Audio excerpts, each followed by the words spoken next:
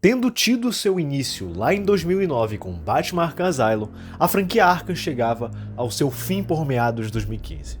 Depois de diversos jogos excelentes, que foi o primeiro Arkham City, e depois o Arkham Origins, que na época era considerado um jogo mais ou menos, mas ainda com uma história muito boa. Mas como toda história boa, em algum momento ela tinha que chegar no seu fim. E em 2015, Batman Arkham Knight seria lançado, encerrando toda a história da franquia Batman Arkham. Isso até hoje. Felizmente, ao que tudo dá a entender, Esquadrão Suicida não é mais canônico. Então, o fim da saga Arkham é Arkham Knight. E aquele jogo teve diversos momentos incríveis, coisas controversas que geram debates até os dias de hoje, mas uma narrativa que é amada por muitas pessoas, inclusive eu. Mas é justamente sobre esse jogo, sobre o fim que ele trouxe para a franquia, que eu quero falar aqui no vídeo de hoje. Muito bom dia, boa tarde ou boa noite, e muito prazer, eu sou o JVSPM e seja bem-vindo a mais um vídeo aqui nesse canal, onde eu falo sobre coisas que eu considero interessantes, como jogos, filmes, livros, séries, quadrinhos ou qualquer coisa nesse sentido. E cá estou eu novamente para falar sobre a franquia Arkham. Se você quer saber mais da minha opinião sobre esses jogos, tem 3 vídeos anteriores falando sobre cada um deles, e finalmente chegamos aqui no Batman Arkham Knight. No mais, sem mais enrolação, vamos pro vídeo.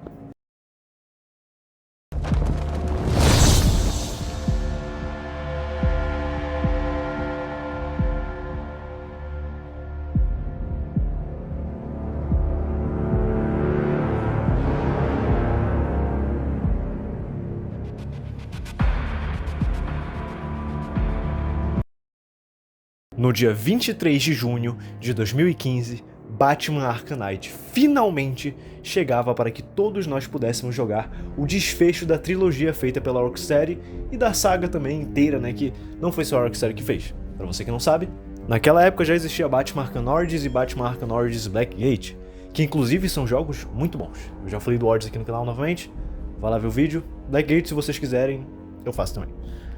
Voltando. O jogo se passava pouquíssimo tempo após os eventos que a gente viu lá em Arkham City, onde o Batman está lidando com as consequências vivenciadas naquele jogo.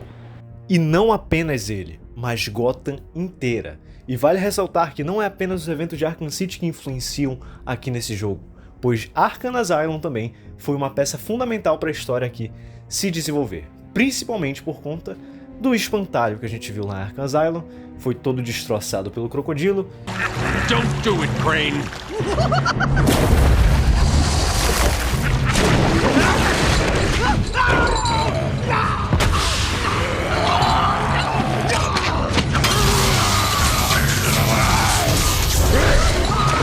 E agora ele tá aqui com um plano de vingança contra Batman e Gotham inteiro. E a premissa do jogo é essa: o espantalho dominando Gotham com o seu novo gás do medo e querendo provar que o salvador de Gotham, que ele diz ser o Batman, né, acaba que tem uma fraqueza, que ele é falho, que ele vai cair, e ele quer mostrar isso para Gotham inteira.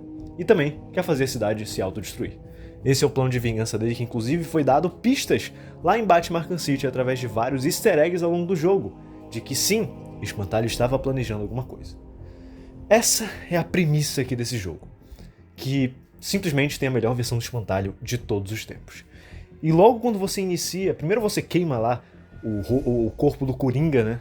Depois você tem aquela narração do Jim Gordon que é impecável até hoje, arrepia. Você entra naquele jogo, arrepia aquilo. E primeiramente você já tem um deslumbre daquela Gotham City. E não só de Gotham City, mas de todos os aspectos técnicos que esse jogo apresentou.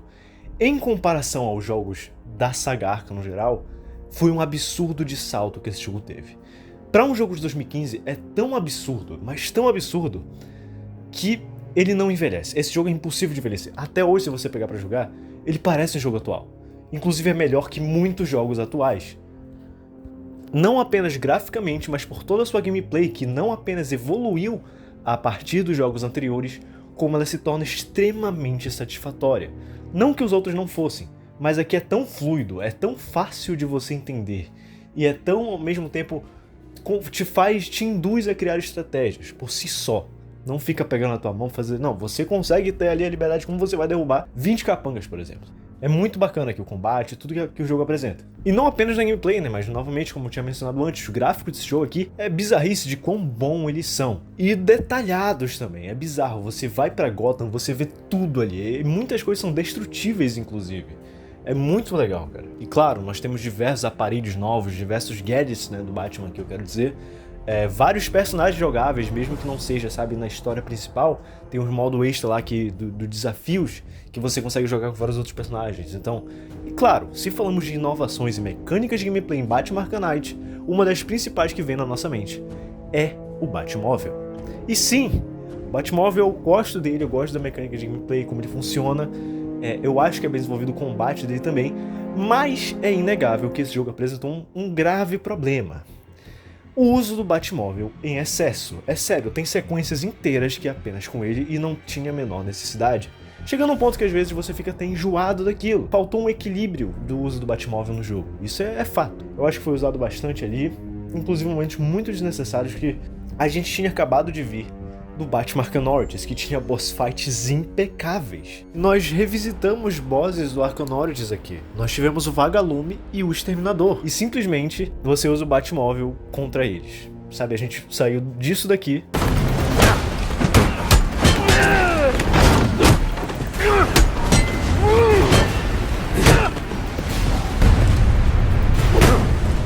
Pra isso daqui.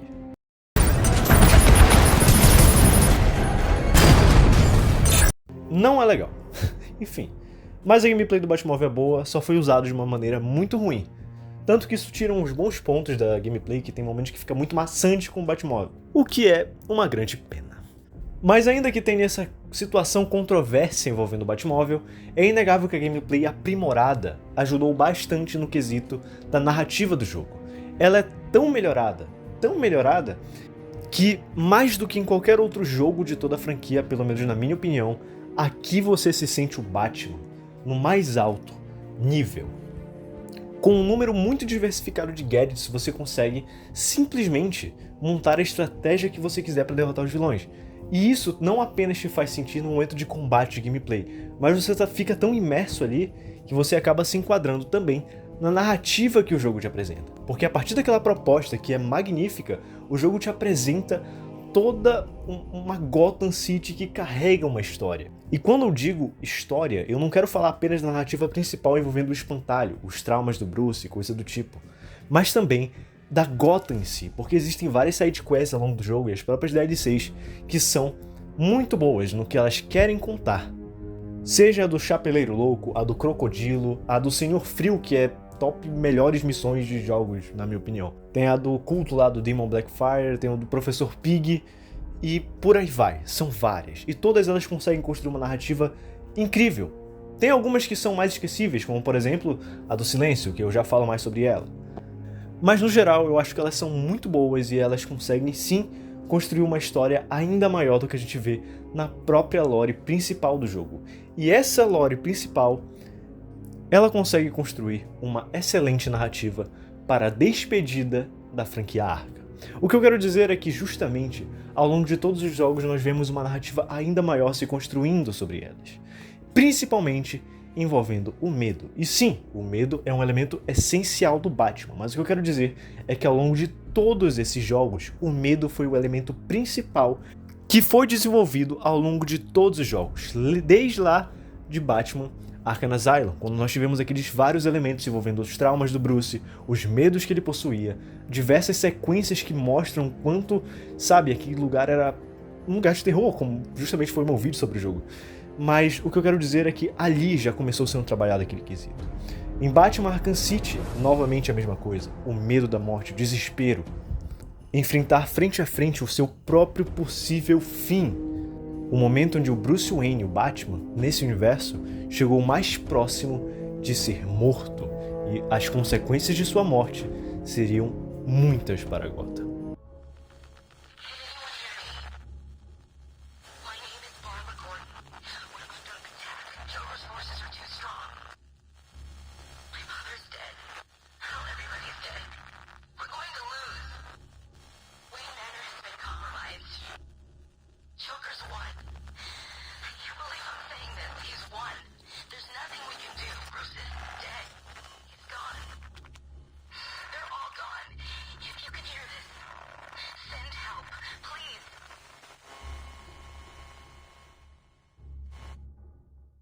E até em Batman Arkham Origins, que se passa antes de todos os jogos. Lá, nós temos uma situação, principalmente perto do final do jogo, onde o Bruce lida com um grande desespero, um grande medo, com ele entendendo que ainda estava preso demais em conceitos que ele achava que estava certo. E aqui nesse jogo nós temos as sínteses das ideias desenvolvidas ao longo da saga por conta do vilão Espantalho, que justamente é o cerne dele, é o que ele trabalha, o motivo pelo qual ele faz as coisas é para colocar o medo nas pessoas.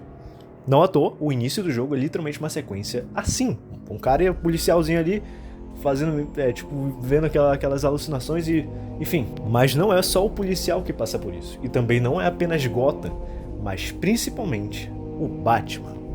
Porque ao longo de toda a história principal, a gente vê como tudo vai indo para ir enfrentando cada vez mais os próprios traumas. Não só por conta, sabe, da questão dos gases do medo que o Espantalho usa, mas também pelas próprias alucinações que o Bruce teve após, o trauma da morte do Coringa, onde ele vê o Coringa em diversos momentos conversando com ele, que é um elemento essencial desse jogo, onde as conversas que ele tem com o Bruce mostram bastante quem o Batman é, ou pelo menos o que ele sente, porque, e por ser uma alucinação, existem momentos visíveis que a gente vê que é uma espécie do Bruce Wayne meio que culpando a si mesmo por vários acontecimentos.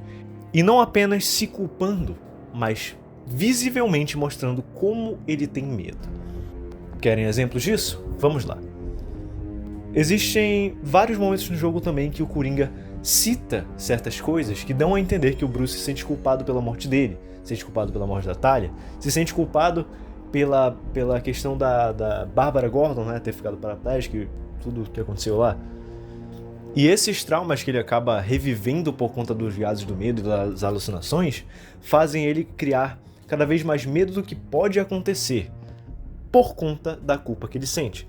E uma das principais evidências disso é quando ele relembra o que houve com Jason Todd, que, embora aqui sejam apenas alucinações, existe uma HQ completa mostrando a história dele aqui, que eu acho muito boa.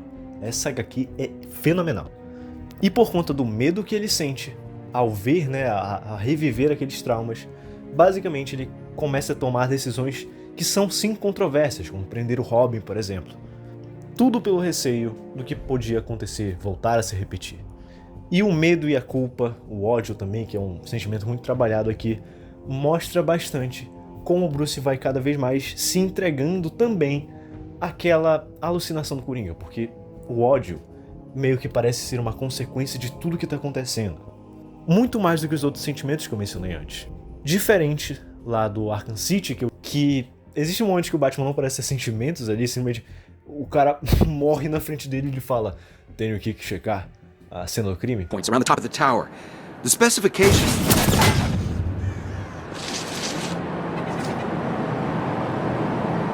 I need to set up a crime scene here.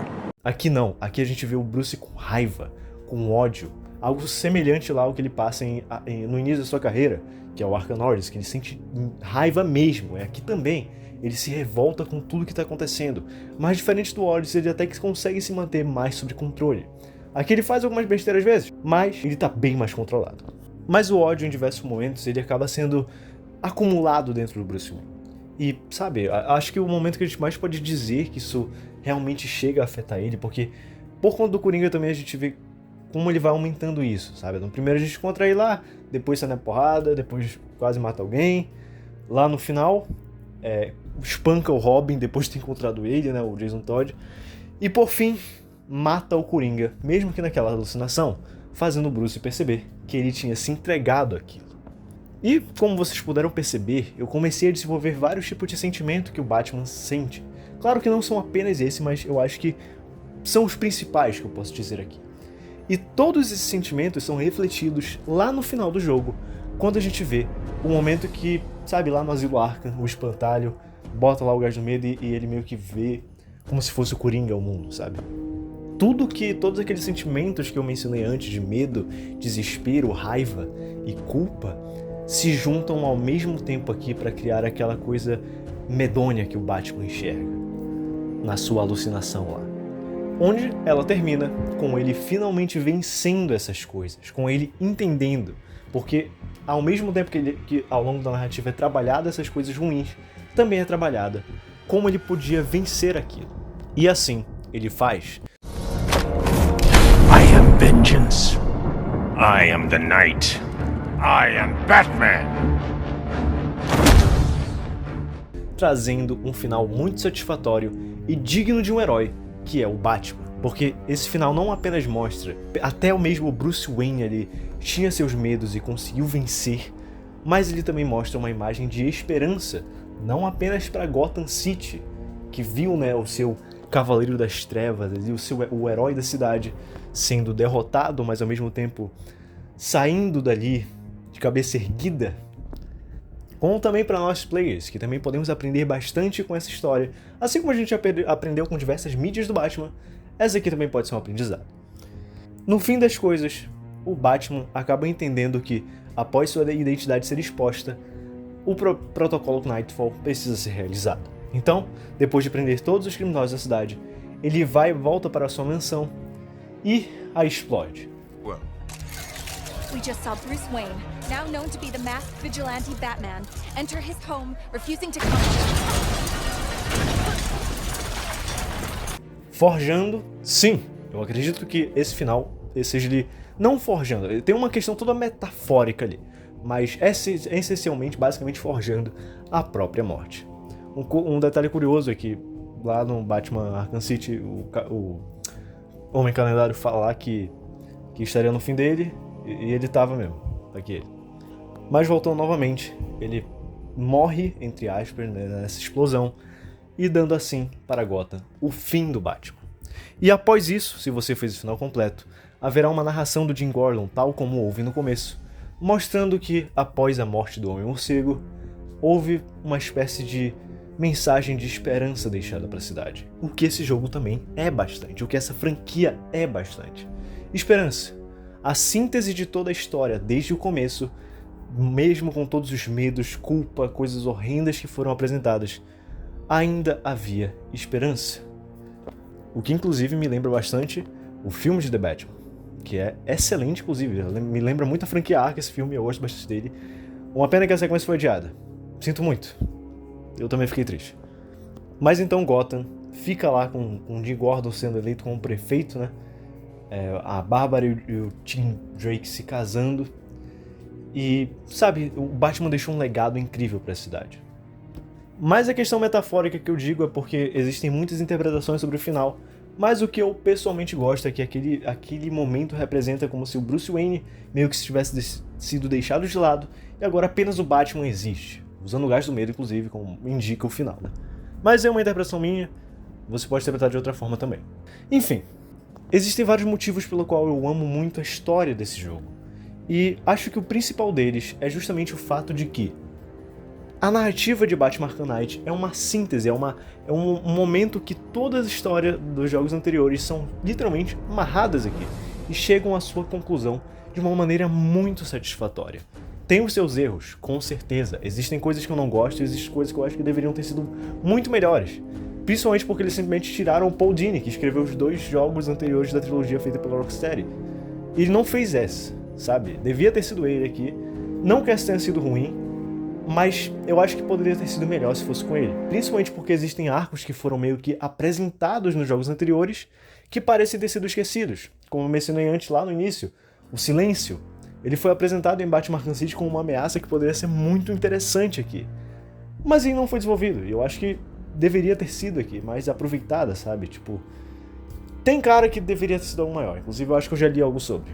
Outra coisa também é o próprio Jason Todd, que por mais que eu ache que ele tem um arco interessante nesse jogo, não foi um vilão que, sabe, chega no nível dos jogos anteriores da franquia Arkham. Ele deveria ter sido muito melhor se, de fato, fosse pra ele aparecer aqui nesse jogo, porque às vezes não parece que foi planejado, sabe?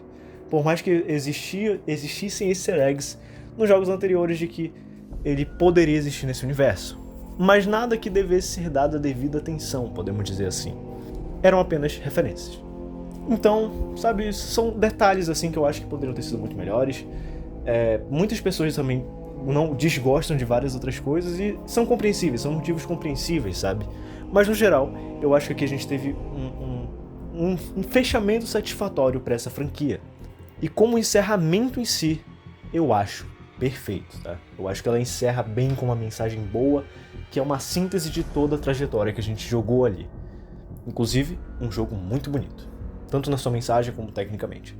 Além de que aqui, nós tivemos os lendários Mark Hamill como Coringa e o eterno Kevin Conroy como Batman novamente, trazendo as suas vozes icônicas para os seus respectivos papéis. E com esse fim perfeito, durante muito tempo foi questionado se poderia vir uma sequência para esse jogo. E num período nós tivemos, né, que foi Esquadrão Suicida, que foi um grande desastre, um jogo terrível, e pelo visto não é mais canônico, felizmente. Teria uma continuação do jogo, mas que acabou sendo cancelada, e... bom, eu fiquei curioso como seria, teria até o Damian Wayne. Se teremos um dia uma continuação da saga Arkham, depois, né, de Arkham Knight, dessa vez de fato canônica, veremos um dia. E até lá, estou curioso. E chegamos no fim aqui cronológico, não sei se farei vídeo sobre Arkham Shadow ou Arkham Blackgate, né? Talvez eu faça, mas por ser o fim cronologicamente da saga Arkham, eu gostaria de dizer aqui que essa franquia simplesmente é incrível. Eu amo ela do fundo do meu coração, porque ela fez parte de toda a minha vida. Eu joguei todos os jogos. Para um fanboy, certo? Vou dar aqui a diferença de um fã pro fanboy. Eu sou fã do Resident Evil, eu joguei todos, zerei todos, certo? Tanto os principais quanto os spin-offs. Mas dá pra gente ver o carinho que essa franquia teve, todos os detalhes da ambientação que Batman Arkham Knight teve, que eu até nem falei tanto sobre, mas ela é fenomenal. A Gotham City desse jogo é incrível, cada detalhe, não só do universo do Batman, mas da DC no geral, tem várias referências aos outros super-heróis, né?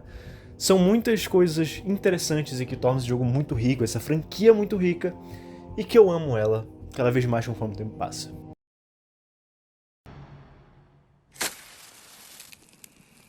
Um amigo já me disse que os criminosos são covardes e supersticiosos. O único jeito de vencê-los é encontrar alguma coisa que cause medo.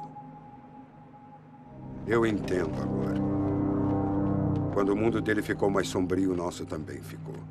Quando a guerra dele acabou, nossas vidas puderam recomeçar. Ele nos libertou. Viver. Amar. Enfim, esse foi o vídeo. Espero que eu tenha conseguido passar a mensagem que eu gostaria. Esse daqui meio que encerra os jogos principais da franquia Arkham, né? Comentem, por favor, o que vocês acham dessa franquia, desse jogo. E, sabe, falem o que vocês pensam sobre isso. Muito obrigado novamente. Me sigam nas redes sociais aí se vocês quiserem. Se inscrevam no canal se vocês quiserem continuar acompanhando os vídeos. Deixe seu gostei se você curtiu esse vídeo. E se inscreva no canal Trio da Taverna, que é um canal de gameplay que eu tenho com outros dois amigos. E no mais, até a próxima. Tchau.